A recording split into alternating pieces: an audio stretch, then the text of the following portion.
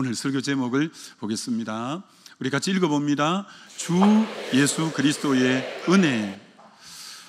여러분, 사도 바울은 다메섹에서 주님을 만나고부터 1차 전도여행, 2차 전도여행, 3차 전도여행, 로마에 압송되었다가 옥에 갇혔다가 풀려나서 또 여러 군데 전도를 하고 이제 2차로 옥에 갇혔다가 이제 순교하게 되어지는데, 사도 바울이 다메섹에서 주님 만나고 순교하기까지 걸어다니면서 도보로 복음을 전했는데, 그 거리가 학자들은 1만 7천 킬로미터에서 약 2만 킬로미터 정도를 걸어다니면서 복음을 전거했다, 이렇게 보는 거죠.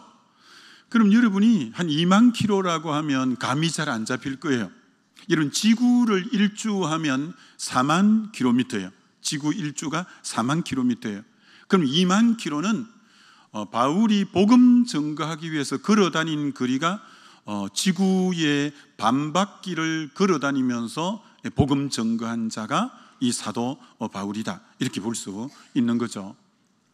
근데 사도 바울이 복음 전할 때는 사도행전에 잘 나와 있는 것처럼 엄청난 핍박과 고난을 당했습니다. 그래서 정말 돌에 맞아 루스드라에서는 죽을 뻔하고, 그리고 매도 수없이 맞고 죽음의 위기를 너무너무 많이 겪고 춥고 헐벗고 굶주리면서 그 복음 사역을 감당했던 이가 바로 이 사도 바울입니다. 여러분, 사도 바울이 썼던 서신서가 13권인데 13권 중에 바울의 자기 얘기, 자기의 간증을 제일 많이 실어놓은 서신이 있는데 13권 중에 어떤 서신일까요?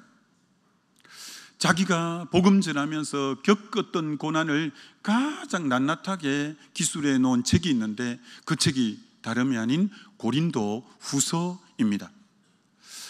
여러분, 고린도 후서는 1장에서 13장까지 되는데 한 장도 밝은 장이 없고 얼마나 극심한 고난을 겪었는가. 자, 그 먼저 한번 여러분에게 좀 보여드리려고 해요. 자, 1장에서 고난받은 모습이에요. 아시아에서 당한 환난을 너희가 알지 못하기를 원치 아니하노니 힘에 지나도록 심한 고생을 받아 살 소망까지 끊어지고 우리 마음에 사형선고를 받은 줄 알았으니. 정말 힘에 지나도록 심한 고생을 했고요. 그래서 이제 죽는구나, 살 소망까지 끊어졌고요. 이 사형선고 받은 것 같은 그런 어려움을 겪었던 것이 1장에서, 고린도서 1장에 바울이 당한 환난의 면면입니다. 2장 모습을 보면 내가 큰 환난과 애통하는 마음이 있어 많은 눈물로 너에게 썼노니, 환난이 큰 환난이라고 말하고 이 애통할 마음이 너무 많아서 많은 눈물을 흘렸다고 말하는 모습이 고린도 후서 2장에 바울이 겪었던 고난이고요. 또 4장에 겪었던 고난을 보시면 사방에 우겨쌈을 당하여도 쌓이지 않고 답답한 일을 당하여도 낙심하지 않고 핍박을 받아도 버림받지 아니하며 거꾸로 뜨림을 당하여도 망하지 아니하고 우리가 항상 예수 죽인 것을 몸에 짊어지면, 항상 예수 죽인 것을 몸에 짊어졌다는 것은 예수 죽인 게 십자가잖아요. 자기도 늘 십자가를 걸머지고 살았다는 거예요. 나 죽일 십자가를 걸머지고 살았다고 할 정도로 정말 사방의 우겨쌈, 답답한 일, 정말 핍박, 그리고 정말 거꾸로 뜨림, 이런 일을 그렇게 많이 겪었던 이가 사도 바울입니다. 6장의 고난을 한번 보여드릴까요? 오직 모든 일에 하나님의 일꾼으로 자천하여 많이 견딘 것과 환난과 궁핍과 곤란과 매맞음과 갇힘과 요란한 것과 수고로움과 자지 못함과 먹지 못함과, 얼마나 바울이 전도 현장에서 겪었던 어려움이 어느 정도였는가를 가늠할 수 있죠. 7장의 어려움을 한번 보면 우리가 마게도냐 이랬을 때에도 우리 육체가 편치 못하고 사방의 환난을 당하여 밖으로는 다툼이요 안으로는 두려움이라. 정말 사방의 환난을 당해서 밖으로는 다툼이 있고 안으로는 두려움이 있는 그런 어려움을 겪었다는 겁니다. 8장에도 마게도냐 교회 형편이 많은 환난의 많은 시련과 극심한 가난 가운데 있었다, 이렇게 말을 하고 있습니다. 11장에는 지금 모든 고난을 아예 함축해서 옥에 갇히기도 하고, 옥에 갇히기도 더 많이 하고, 매도 수없이 맞고, 여러 번 죽을 뻔하고, 유대인에게 40에 하나 감한 매를 5번 맞고, 3번 태장으로 맞고, 1번 돌로 맞고, 3번 파선하 있는데 일주일을 깊음 위에 지냈으면, 여러 번 여행에 강의 위험, 강도의 위험, 정말 동족의 위험, 이방인의 위험, 신의 위험, 광야의 위험, 바다의 위험, 거짓 형제의 위험을 당하고 또 수고하고 애쓰며 여러 번 자지 못하고 줄이며 목마르며 여러 번 굶고 춥고 헐벗었노라. 이외에 이런 고사하고 오히려 날마다 내 속에 눌리는 것이 있으니 교회를 위해서 염려하는 것이라. 누가 약하면 내가 약하지 아니하며 누가 실족하게 되면 애타하지 않더냐. 얼마나 어려움이 많은지. 이 정도로 끝나면 좋은데 12장이 또 고난이 또 와요. 육체에 가시가 있는 거예요. 약한 것들, 저 영어로 보면 다 복수로 쓰는데 약한 것들과 능욕들, 궁핍들, 박해들, 공고들, 그런 많은 어려움이 사도 바울의 전도 현장에 있었다는 거예요. 자, 그런데 놀라운 것은 조금 전에 우리가 숨이 막히듯 어려움이 많았는데 한 번도 전도를 거친 적이 없고 저 고난을 다 이겨나갔고 수많은 영혼을 전도했고 수많은 교회를 세웠는데, 그럼 어떻게 해서 바울이 저런 많은 고난을 이겨낼 수 있는 힘이 어디서 나왔는가라는 거예요. 그게 바로 하나님의 은혜라는 겁니다. 하나님 은혜. 여러분 1장에 은혜가 3번 나오고 정말 6장에 은혜가 2번 나오고 8장에 은혜가 6번 나오고 그리고 12장 13장에 은혜가 나와서 총 고린도후서 13장으로 된 책에 은혜가 13번 나옵니다. 13번. 매 그러니까 장마다 마치 은혜가 있는 것처럼 고난이 이렇게 많은데 이길 수 있는 힘이 위로부터 하나님의 은혜가 그에게 부어져서 이 고난을 이겨내고 끝까지 전도하고 끝까지 많은 영혼을 구원할 수 있게 된 이 원동력이 위로부터 임하는 은혜였다고 말하고 있는 거예요. 그래서 여러분, 고난이 사실은 문제가 아니에요. 어떤 고난이 있더라도 위로부터 임하는 은혜가 있으면 여러분 고난을 다 이겨나갈 수 있는 줄 믿습니다. 그렇습니다. 아무리 고난이 많아도 은혜만 있으면 고난을 다 뚫고 나가고 이기고 능가하는 그런 힘이 있게 되는 거죠. 여러분, 하나님 백성들이 애굽에 430년간 종살이를 하고 출애굽을 했는데 그들이 광야에 40년 동안을 머물고 지나가고 이러지 않습니까? 여러분, 광야는 사람이 사는 곳이 아니에요. 광야에는 불뱀이 있는 곳이에요. 광야에는 낮에는 뜨거워서 견딜 수 없는 곳이 광야예요. 밤에는 추워서 견딜 수 없는 곳이 광야예요. 광야에는 먹을 것이 없는 것이에요. 광야에는 마실 것이 없는 곳이에요. 광야에는 정말 그들이 가지고 갔던 옷도 그거밖에 없어서 옷이 낡아지면 입을 게 없어요. 광야에는 신발이 신고 있는 것밖에 없어서 신이 낡아지면 더 이상 신이 헤어지면 신을 신이 없어요. 광야에는 호전적인 족속인 아말렉이 쳐들어오면 어떻게 감당할 부분도 없어요. 근데 광야 40년 그렇게 열악한 가운데 그들이 광야를 거뜬하게 통과할 수 있었어요. 어떻게? 하나님의 은혜가 있었어요. 하나님이 낮에는 구름 기둥으로, 밤에는 불 기둥으로, 그리고 먹을 거 없을 때는 만나와 메추라기로, 마실 게 없을 때는 반석의 물로, 정말 하나님께서 아말렉이 들어오면 두 손 들면 이기고 하나님의 은혜가 있으니까 광야 같은 그곳에도 40년을 거뜬하게 이기고 버틸 수 있었던 것처럼 여러분의 지금 삶이 광야 같고 너무 힘든 상황 같아도 분명한 것은 하나님의 은혜가 그곳에 머무르면 거뜬히 승리하고 이겨나가게 되어질 줄 믿습니다. 이 은혜가 너무 중요한 거예요. 여러분 중에 혹 이렇게 말씀하시는 분 없으세요? 야, 요즘 세상 너무 살기 팍팍하다, 너무 살기 힘들다, 이렇게 말하시는 분이 있다면 아니요, 그렇지 않습니다. 하나님의 은혜가 있으면 넉넉하게 이 땅 살아갈 수 있는 줄 믿습니다. 하나님의 은혜가 있다면 여러분 정말 그 은혜를 들이보면 힘껏 찬양하며 감사하며 이겨나가게 될 줄 믿습니다. 그처럼 세상이 팍팍해서 힘들어서 살기 어려운 것이 아니라 위로부터 하나님의 은혜가 있으면 얼마든지 이겨나갈 수가 있다라고 말씀하고 있는 거죠. 여러분, 다윗이 사울 왕에게 쫓겨서 광야의 그 엔게디 항무지, 마온 항무지, 아둘람 동굴, 십 항무지, 얼마나 그 광야 생활이 버거웠는지 모릅니다. 그런데 그게 10여 년을 넘는데도 환경이 너무 암담하죠. 자신의 앞날을 생각해도 너무 캄캄하죠. 그런데 하나님의 은혜가 임하니까 다윗이 춤추는 다윗이 되었고요, 그 광야에서 75편의 찬송시, 주옥 같은 시편을 그 광야에서 대부분 다 쓴 거예요. 여러분, 은혜가 머무르면 광야 같아도 춤출 수 있고, 광야 같아도 찬송할 수 있고, 감사할 수 있는 게 주의 은혜인 줄 믿습니다. 주의 은혜라는 거예요. 은혜. 여러분, 우리의 신앙이 뭐냐면 자기를 드러내거나 자기가 어떠하다고 보여주는 게 아니라 그 사람을 봤을 때 하나님의 은혜가 보일 때 그가 지금 하나님께 영광을 돌리고 있다라고 할 수 있어요.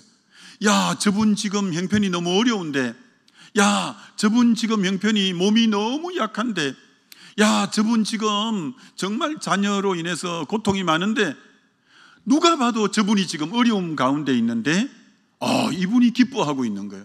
이분이 감사하고 있는 거예요. 이분이 늘 찬송하고 있는 거예요. 그럼 그분 속에 뭐가 보여지냐? 은혜가 보여지는 거예요. 여러분, 여러분이 어떤 상황, 환경, 어려움을 겪어도 하나님의 은혜를 보여주는 그런 값진 인생 되어지시기를 주의 이름으로 축원합니다. 그때 우리 하나님이 얼마나 영광을 받으시겠는가라는 것이죠. 여러분, 사도 바울이 13권의 서신서를 쓰는데 묶으면 전후서가 있기 때문에 7교회에 편지를 보내게 돼요. 근데 이 로마 시대니까 로마 10대 박해를 통과하고도 있고 굉장히 여러 가지 어려움도 또 겪는 교회들도 있고 참 교회 형편이 또 어려워서 거기에 대한 대답으로 쓰기도 해요. 근데 13권의 서신서를 쓰는데 공통점 하나가 뭐냐면 언제나 편지 서두에 하나님 아버지 주 예수 그리스도로부터 은혜와 평강이 너희에게 있을지어다. 이것은 편지 쓰는 수식 문구이기 때문에 쓴 것이 아니라 정말 그들에게 제일 필요한 게 예수 그리스도로 말미암는 은혜고, 그들에게 제일 소중한 것이 예수 그리스도로 말미암는 은혜이기 때문에 10대 박해를 지나고 있고 교회마다 이런저런 어려움들이 있어도 그곳에 무엇이 있기를 사도 바울이 그렇게 간절히 소원하며 편지를 쓰느냐면은 하나님 아버지와 주 예수 그리스도로 말미암아 너희에게 은혜가 있기를 원한다는, 여러분에게도 축복합니다. 하나님 아버지와 주 예수 그리스도로부터 은혜가 있게 되시기를 주의 이름으로 축원합니다. 그게 얼마나 복되고 귀한 삶인가라는 거예요. 여러분, 사도 바울은 결혼을 안 했어요. 그래서 아내도 없고 자식도 없죠. 근데 성경에 사도 바울의 자식이 있는 거야.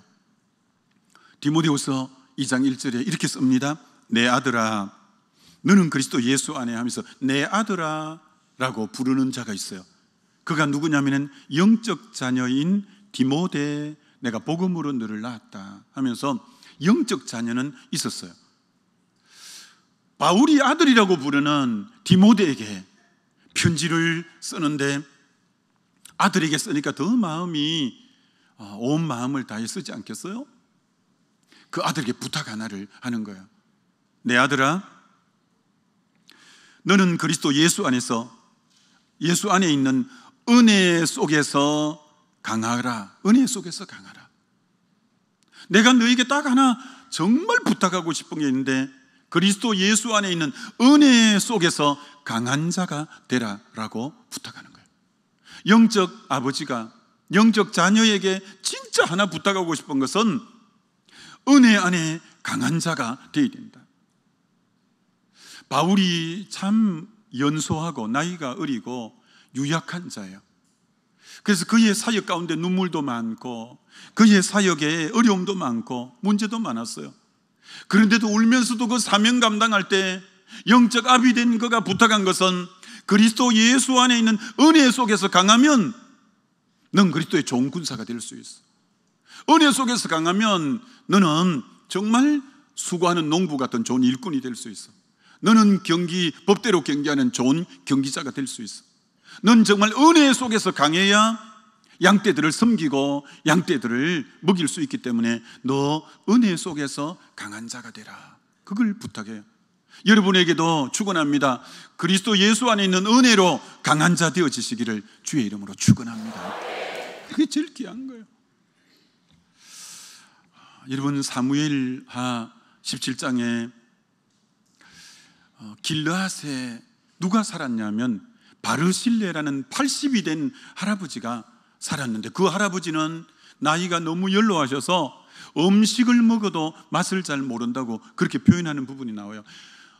여인들의 노랫가락에 노래를 들어도 분별이 잘 안 된다고 말할 정도로 기도 많이 먹으셨어요. 그리고 입맛도 많이 상실했어요. 근데 이 바르실레 할아버지에게는 은혜가 있었어요. 그때가 압살롬이 난을 일으켜서 길르앗에 압살롬 진영이 있었어요. 근데 다윗과 그 몇몇 신하와 장수들이 어디로 도망와 있냐면 마나임이라는 곳에 지금 피난을 와 있는데, 압살롬 눈치 본다고 아무도 다윗을 섬기지 않을 때 하나님의 은혜가 있는, 나이는 80이 되었고 기도 잘 안 들리고 음식의 맛은 잘 분별할지 모를지 몰라도 은혜를 아는 바르실레가 온갖 것을 볶음국시, 건포도 비롯해서 가득 준비해서 그를 섬겼어요. 누가 섬길 수 있냐면 로마서 15장에 우리 강한 자는 연약한 자의 약점을 담당하고, 은혜 속에 강한 자만이 정말 어려운 사람들을 섬길 수 있는 거죠. 왜 은혜 속에 강해야 되냐? 내가 강해야, 은혜로 강해야 섬길 수가 있는 거예요. 여러분, 나이가 80이 돼도 은혜가 있으니까 섬긴 마음을 하나님이 주셔서 그 다윗의 위기 때 다윗을 회복시키고 다윗을 굳건히 세운 이가 바르실레의 할아버지였어요. 은혜가 있는 자만이 섬길 수 있다라고 할 수 있는 거죠. 고린도후서에 은혜가 6번 나오는 장이 고린도후서 8장인데, 마게도냐 교회가 환난에 많은 시련 그리고 아주 극한 가난 가운데 있는 교회가, 그들이 정말 예루살렘 교회가 어렵다는 얘기를 듣고는 힘에 지나도록 구제 헌금을 해요. 여러분, 마게도냐 교회가 환난에 많은 시련이 있고 그리고 아주 극심한 가난 속에 있어도 은혜가 있으니까요, 이들이 힘에 지나도록 그렇게 다른 곳을 섬기는, 은혜 속에 은혜가 강하니까요, 자기들도 허리를 졸라매고 살아도 지금 버거운 판국에 그렇게 섬길 일들을 섬겨나가는, 여러분, 나이 많다고 바르실레 할아버지가 못 섬긴 거 아니하고 내가 형편이 어렵다고 못 섬긴 게 아니라, 은혜가 있으면 나이가 많아도 내 형편이 어려워도 우리는 섬기는 자로 이 땅 살아갈 수 있을 줄 믿습니다. 여러분이 지금 섬기는 삶을 살고 있는가? 내가 한참 젊었을 때는 잘 섬겼는데, 내가 삶에 여유가 있을 때는 잘 섬겼는데, 아니요, 그래서 섬기는 거 아니에요. 은혜가 있으면 나이가 많아도 형편이 어려워도 하나님이 섬길 마음을 주셔요. 섬길 마음을 주셔요. 그래서 저는 몸된 교회에 속한 건속들이 연세가 많이 드실지라도, 형편이 좀 어려울지라도 은혜가 넘침으로 여러분의 섬김이 끊이지 않게 되시기를 주의 이름으로 축원합니다. 그게 얼마나 건강한 삶인가라는 거예요. 여러분, 가난이라는 게 사실은 굉장히 피부적으로 느끼는 게 가난이잖아요. 많은 환난이 많은 시련이라고 했는데, 여러분, 은혜가 있으면 가난에 사로잡히잖아요. 은혜가 있으면 많은 시련에 사로잡히잖아요. 마치 다니엘의 세 친구 사드락, 메삭, 아벳느고가 불 속에 들어갔지만 불이 그들을 사로잡지 못한 것처럼, 은혜가 있으면 가난도 그를 사로잡지 못하고 환난도 그를 사로잡지 못하고 그리스도 은혜 안에 자유함이 있는 것처럼, 여러분도 어떤 환경적인 어떤 형편과 여건이 여러분을 사로잡지 않고 은혜 안에 자유롭게 되어지시기를 주의 이름으로 축원합니다. 그게 얼마나 복된 삶인가를 우리에게 말씀해 주는 거죠. 민수기 13, 14장에 가데스 바네아라는 지역에서 12지파의 두령 한 사람씩을 모았어요. 여러분, 12정탐꾼은 각 지파의 그 아주 뛰어난 사람들이에요.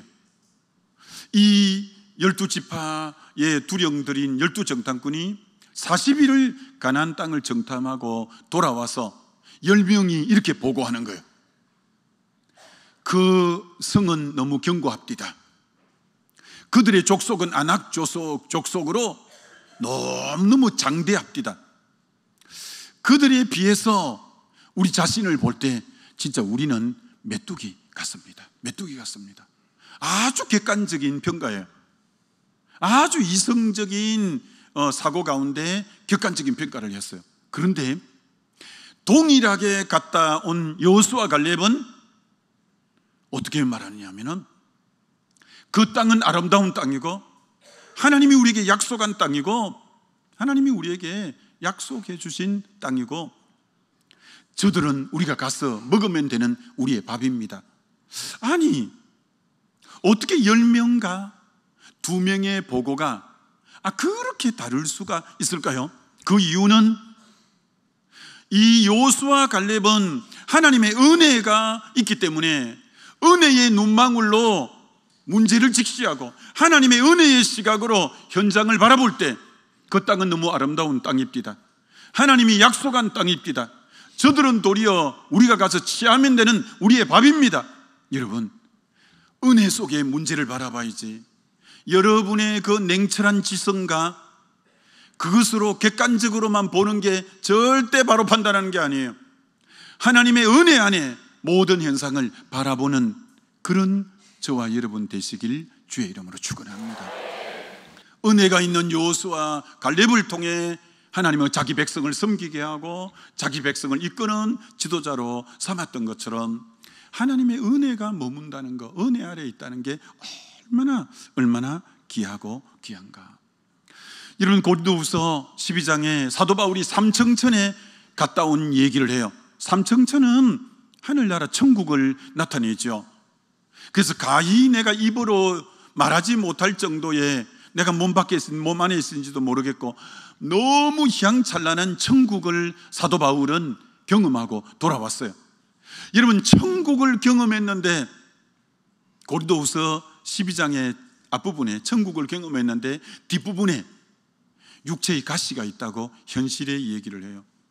내게 약한 것들, 곤란한 것들, 궁핍들 다 복수로 박해들 있다고 말해요. 아무리 여러분이 신령한 체험인 천국을 경험해도 현실에 육체의 가시가 있을 수 있어요. 약한 것들이 있을 수 있어요. 곤란한 것들이 있을 수 있어요. 능력이 있을 수 있어요. 그래서 사도 바울이 어떻게 했냐? 그 자기 약함을 가지고 하나님 앞에 나가서 3번 간절히 간구했다고 했어요. 그 아픔을 안고 하나님 앞에 나갔어요. 그 약함을 안고 하나님 앞에 나갔어요. 그 궁핍함을 갖고 하나님 앞에 나갔어요. 근데 하나님의 음성이 들리는데, 내 은혜가 내게 족하도다. 이 은혜가, 그 하나님의 말씀이 들렸어요. 내 은혜가 내게 족하도다. 여러분, 하나님의 은혜가 족하도다라는 음성을 듣자마자 바울이 크게 기뻐했다고 했어요. 크게 기뻐할 뿐 아니라 내가 약할 때 강함이요 약할 때 온전함이라고 하는, 이런 하나님의 은혜가 임하면 사실은 겉에 육체의 가시는 그대로 있어요. 약함도 그대로 있고 궁핍도 그대로 있고 환난도 그대로 있어요. 은혜가 임하니까 크게 기뻐할 수 있고, 은혜가 임하니까 약함이 강함으로 쓰임받고 약함이 온전함으로 쓰임받는 것처럼 여러분에게 은혜가 있으므로 도리어 여러분이 크게 기뻐하는 삶이 되고 약함이 강함이 되고 약함이 온전케 되는 그런 놀라운 은혜로 변화되는 저와 여러분 되시길 주의 이름으로 축원합니다. 여러분, 이 은혜라는 삶은 대단합니다. 너무너무 대단합니다. 은혜란 뭐냐? 내가 겪는, 방금 바울이 말했던 약한 것들, 곤란한 것들, 궁핍들, 박해들 여러 가지인데 그 모든 문제를 능가하는 힘이 은혜라는 거죠. 은혜. 아무리 문제가 있어도 은혜는 그것을 능가하는 힘이니까 찬송이 나오고 기쁨이 나오고 여러분 정말 승리가 나오는 것처럼 문제가 많아서 인생이 버거운 게 아니라는 거예요. 은혜가 있으면 은혜는 문제를 능가하는 힘이기 때문에 어떤 유의 문제도 그보다 더 은혜가 내게 족하도다.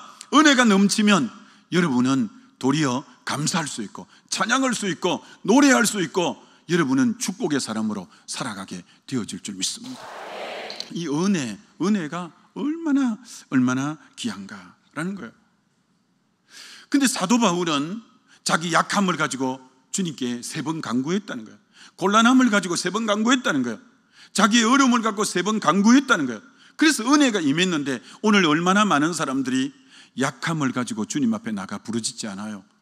그런 게 한숨 짓고 눈물 짓고 낙심해가 있어요. 자기 곤란한 것과 어려움을 가지고 주님 앞에 나가 부르짖지 않아요. 이게 은혜가 임하지 않아요. 그러니까 기뻐하는 삶도 없고 약함 가운데 강함이라는 고백도 없고 약함 가운데 온전함이라는 고백도 없이 늘 우울해 있고 늘 지쳐 있고 늘 패배자의 삶을 살고 낙담해 있고 그러지 말고 여러분 어떤 유의 문제가 있을지라도 우리 주님 앞에가 부르짖을 때 하나님의 은혜가 내게 족하도다는 음성 듣게 되고 그래서 도리어 크게 기뻐하고 승리하는 저와 여러분 되시길 주의 이름으로 축원합니다. 이 삶이 얼마나 복된가. 이번 주에 고린도후서를 계속 읽고 묵상하면서 너무 마음이 기뻤는데요. 여러분 고린도후서 4장에 바울이 고난이 숨이 턱턱 막힐 정도로 이렇게 말하잖아요. 고린도후서 4장에 사방에 우겨쌈을 당하고 거꾸로 뜨림을 당하고 핍박을 당하고 항상 예수 죽인 것을 몸에 짊어진다고 그렇게 어려운데 아니 고린도후서 4장을 계속 묵상하는데 뒷부분에 이 앞부분에 나오는데 뒷부분에 환난에 경한 것과 가벼울 경자 환난에 경한 것이라고 써요.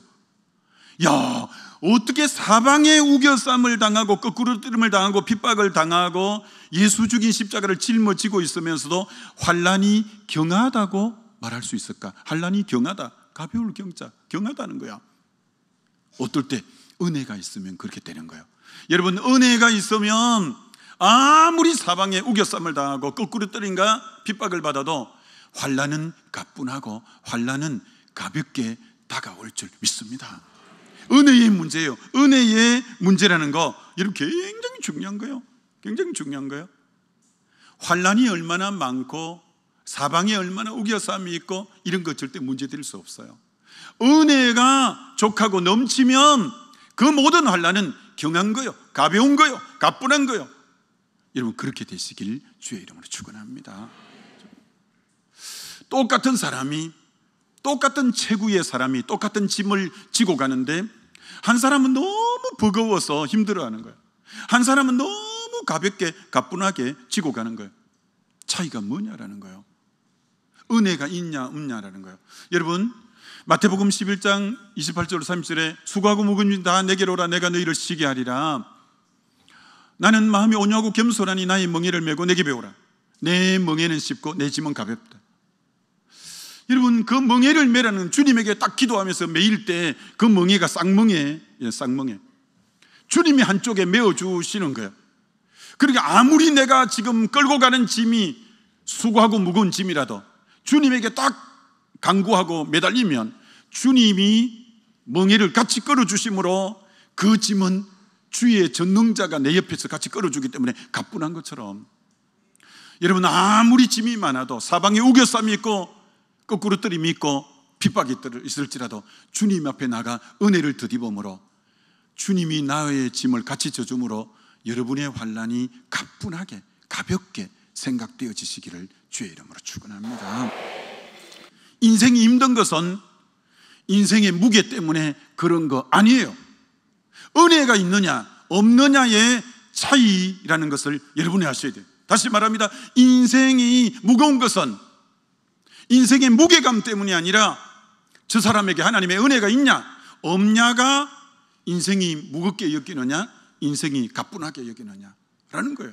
은혜가 있냐 없냐의 차이라는 거 저와 여러분이 잊으면 안 돼요. 자, 그럼 어떻게 하면 이 귀한 은혜를 날마다 덧입을 수 있는가라는 겁니다. 저가 여러분이 섬기는 그 하나님은 은혜 주시기를 아까워하지 않는 분이시다는 거예요. 고린도서 6장에 지금은 은혜 받을 만한 때요 라고 말하는 거예요. 지금인 우리가 주님의 은혜를 구하면 은혜 받을 만한 때고, 히브리서 4장 16절에 그의 긍휼하심을 쫓아 때를 따라 돕는 은혜를 얻기 위하여 은혜의 보좌 앞에 담대히 나갈지니라. 여러분, 은혜 주시고 은혜 주시기를 아까워하지 않고 지금이 은혜 받을 때인데 그 은혜의 보좌 앞에 가서 은혜를 구하면 여러분, 우리 주님께서는 저와 여러분 모두에게 놀라운 은혜를 허락해 주시는 줄 믿습니다. 제가 이 말씀 묵상하는데 계시록이 딱 떠오르는 거예요. 주님이 앉아 계신 것을 보좌라고 하잖아요. 지금은 주님의 보좌가 은혜 주시는 보좌지만 계시록에 가면 그 보좌가 심판의 보좌로 바뀌어요. 여러분이 은혜 받을 때 은혜 안 받으면 주님의 보좌는 여러분을 심판하는 심판의 보좌로 변한다는 거예요. 여러분이 은혜 받아서 우리 주님이 앉아 계신 그 자리에서 늘 여러분에게 은혜 주시는 은혜의 보좌가 되지 한 분도 심판의 보좌로 변화되지 않기를 주의 이름으로 축원합니다. 은혜 받아요. 지금 은혜 받는 사람만이 나중에 심판의 보좌를 넉넉히 이기고 승리할 수가 있다는 거죠. 여러분, 우리 인생 언젠가 이 땅 마무리할 것인데 그때 우리도 바울처럼 이렇게 한마디 하고 인생 마무리하면 최고이지 않을까요? 고린도 전서 15장에 나의 나됨은 하나님의 은혜입니다. 이 고백, 나의 나됨이 내 수고였습니다. 나의 나됨이 내 노력이었습니다. 나의 나됨이 내가 허리를 바싹 졸라매고 애를 쓴 결과물입니다. 이렇게 말하지 않고 여러분을 여러분 되게 한 것이 인생의 구비마다 하나님의 은혜가 있었습니다라고 고백하는, 여러분, 나의 나됨이 하나님의 은혜라고 고백하는 저와 여러분 되시길 주의 이름으로 축원합니다. 얼마나 감사해요. 나의 나됨이 하나님의 은혜이다. 이 고백 너무 귀하죠. 요즘 주님 앞에 더 많이 무릎 꿇고 더 많이 주님에게 매달리니까 은혜가 정말 더 많은 것 같아요. 그래서 얼마나 그떠니 고난을 이기고도 남는 은혜를 주셔서 너무 감사하다는 생각이 들고요. 제가 우리 교단의 국내 선교위원회 위원장도 지지난해에 하곤 했잖아요. 그리고 그 여름 지금 이 계절이 되면 막 3박 4일 수양회를 가요. 근데 이번에 제가 기도하는 시간 간다고 못 갔더니 그 단톡방에 거기 뭐 재미있게 노는 사진들 계속 보내줘요. 그리고 제가 해외 선교위원회 또 실행위원이니까 그 해외에 나가서 하여튼 아름다운 구경들 보내는데요. 제가 말씀 묵상하고 주님께 은혜 가운데 있는데 그걸 보낼 때요, 진짜 이런 생각이 들었어요. 내가 평소 때 같았으면 이 자리에 있었을 건데, 그런데 기도하면서 은혜가 임하니까요, 내가 더 주님과 친밀하지 않을까, 내가 더 주님의 은혜를 지금 많이 받고 있지 않을까, 내가 더 행복자이지 않을까, 이 생각이 들었어요. 여러분, 우리는 동남풍아 불러면 부르라, 서북풍아 불러면 부르라, 주님의 은혜 안에 있으면 가장 최고의 행복자가 되어질 수 있는 줄 믿습니다. 근데 이제 고린도후서 13장으로 마무리되는데 바로 고린도후서 13장 13절이 마지막 구절인데, 지나온 날도 하나님의 은혜지만 바울이 편지를 마감하면서 고린도 교회에 이렇게 쓰는 거예요. 주 예수 그리스도의 은혜가 너에게 있을지어라고 그렇게 하면서 편지를 마감해요. 여러분, 우리는 지난날 살아오는 것도 은혜였지만 남은 생에도 하나님의 은혜가 저와 여러분의 삶을 다스리고 통치하고 축복해 주셔야 될 줄 믿습니다. 그래서 여러분, 예배를 마치고 예배 맨 마지막의 순서가 축도예요. 축도가 오늘 읽은 고린도후서 13장 13절이에요. 예배당을 빠져나가 세상으로 나가는 성도에게 마지막으로 축복하는 게 주 예수 그리스도의 은혜와 하나님의 사랑과 성령의 교통하심이 너에게 있을지어다. 이게 축도인데 그게 바로 오늘 고린도후서 13장 13절인데 정말 지금까지 살아온 이분들이 세상을 향해 나갈 때 마지막 빌어주고 싶은 말이 주 예수 그리스도의 은혜가 함께하기를 빕니다. 이 고백이에요. 여러분에게 지난달도 은혜지만 앞으로 나가는 모든 걸음 우리 주 예수 그리스도의 은혜가 함께 하시기를 주의 이름으로 축원합니다. 은혜가 족하도라고 늘 고백하며 찬양하고 기뻐하며 승리자의 삶을 살게 되시기를 주의 이름으로 축원합니다.